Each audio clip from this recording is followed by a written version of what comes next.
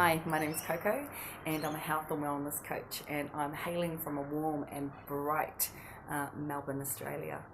I just like to remind people to be calm, to be well and to be healthy.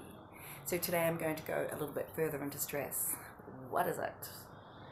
Stress is basically a lack of acceptance for what one has, or where one is, and where one wants to be, or what one wants. Really loose definition, I know. And what that creates is emotions such as anxiety and anger, and that's always underpinned by fear, but that's a whole different video. Now I'd like you to think of an organization that you used to work for or currently working for.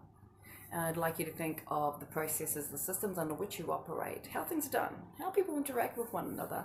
That's your organizational culture. Again, really loose definition. And organizational culture is always set by the leader or leaders. Now I'd like you to think of a bad boss, a bad leader, and the type of environment that created. Usually a toxic one, and a common response, or if you're like myself, my response was, I need to get away from here, and I quit.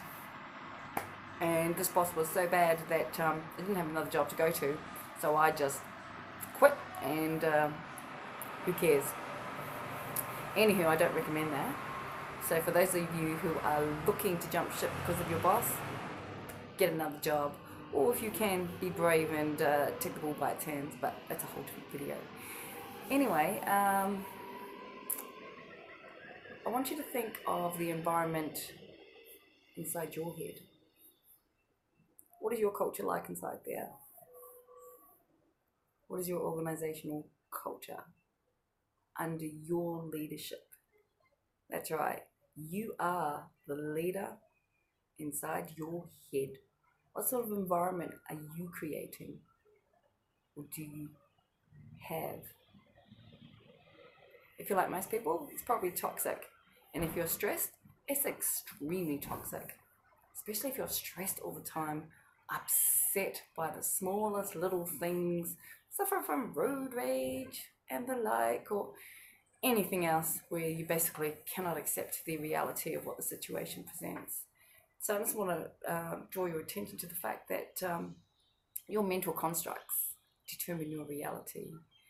So I was once afflicted by a highly toxic mindset. And through a lot of acceptance, I've learned to step out of that. So one of the methods that I used was every time a negative emotion arose due to a negative thought, I actually learned just to surrender to that emotion. That would often mean that I'd be in fits of tears, but the emotions do actually dissipate. Now when the thoughts arise, I don't feel anything. There is no more negative emotion in relation to the thought.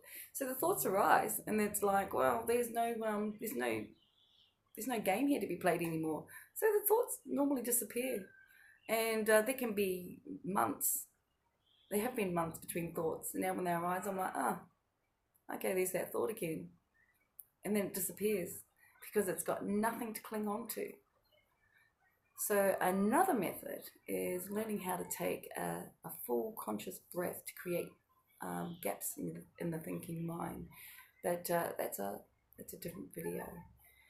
And I'd just like to steal, because I love science fiction. I'm a huge Star Wars fan, Star Trek fan, Doctor Who fan, and I'd just like to steal Qui-Gon Jinn's phrase that your focus determines your reality, because if you don't have it here, you don't have it anywhere.